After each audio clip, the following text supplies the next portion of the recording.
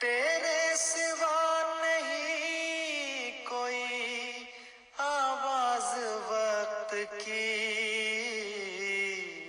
تیرے سوا نہیں کوئی آواز وقت کی۔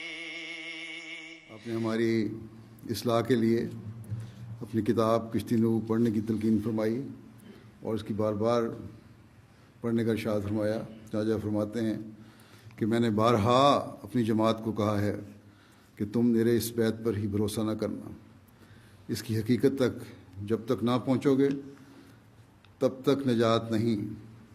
کشر پر صبر کرنے والا مغز سے محروم ہو جاتا ہے۔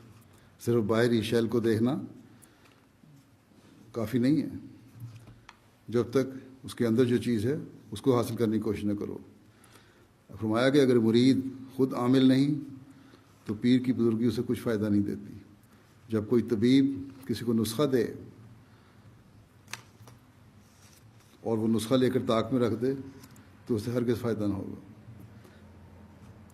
اسی طرح ہے جس طرح ڈاکٹر سے نسخہ لے کے اس کو استعمال نہ کرو اور کہو کہ میں ٹھیک نہیں ہوا، یہی حال روحانی مریضوں کا ہے۔ اگر باتیں سن کے پھر عمل نہیں کرو گے تو کوئی فائدہ نہیں ہوگا۔ فرمایا ہرگز فائدہ نہ ہوگا، کیونکہ فائدہ تو اس پر لکھے ہوئے عمل کا نتیجہ تھا جس سے وہ خود محروم ہے۔ فرمایا کہ کشتی نوح کا بار بار مطالعہ کرو اور اس کے مطابق اپنے آپ کو بناؤ۔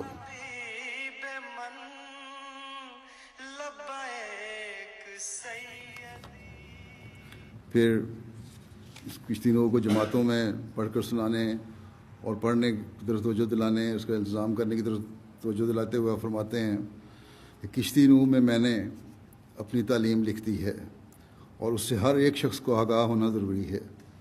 چاہیے کہ ہر ایک شہر کی جماعت جلسے کر کے سب کو یہ سنا دے، ایک مستعد اور فارغ شخص کو بھیج دی جاوے جو پڑھ کر سنا دے، اور اگر یوں ہی تقسیم کرنے لگو تو خواہ 50,000 ہو کافی نہیں ہو سکتی۔ اس ترکیب سے اس کی اشاعت بھی ہو جائے گی اور وحدت جو ہم چاہتے ہیں جماعت میں پیدا ہونے لگے گی۔ بس اس کے لیے اس کو جہاں پڑھنے اور سنانے کا جماعتوں میں انتظام ہونا چاہیے اور اسی طرح MTA میں بھی پڑھنے کا انتظام ہونا چاہیے، ہر ایک کو اس کو اپنی زندگی کا حصہ بھی بنانا چاہیے، خود بھی پڑھنی چاہیے اور اس پر عمل کرنے کی کوشش بھی کرنی چاہیے۔